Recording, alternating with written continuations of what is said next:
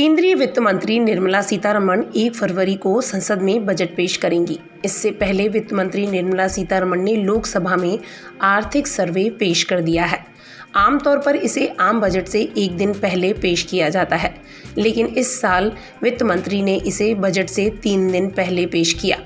सर्वेक्षण में कहा गया है कि चालू वित्त वर्ष 2020-21 में जीडीपी -7.7% होगी, यानी इसमें 7.7% की गिरावट आ सकती है।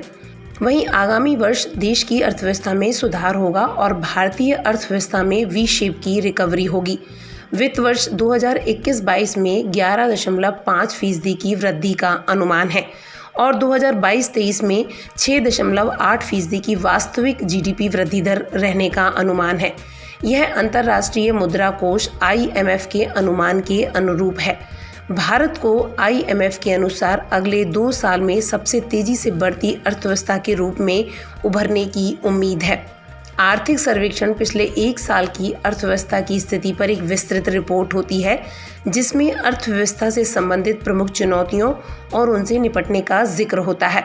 पहला आर्थिक सर्वेक्षण 1950-51 में पेश किया गया था। 1964 से वित्त मंत्रालय बजट से एक दिन पहले सर्वेक्षण जारी करता आ रहा है। आर्थिक सर्वेक्षण का महत्व यही है कि ये देश की आर्थिक स्थिति को दिखाता है।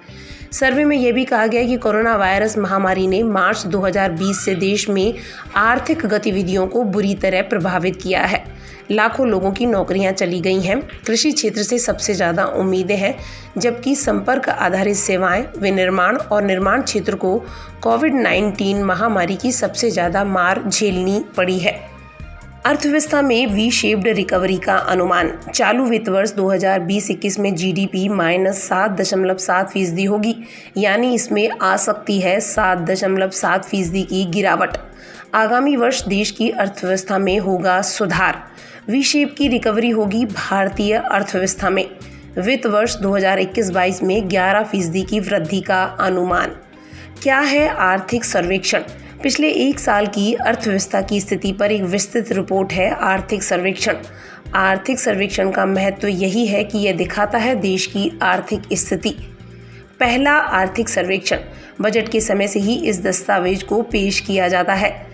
पहला आर्थिक सर्वेक्षण 1950-51 में पेश किया गया। 1964 से बजट से एक दिन पहले सर्वेक्षण जारी करता आ रहा है वित्त मंत्रालय।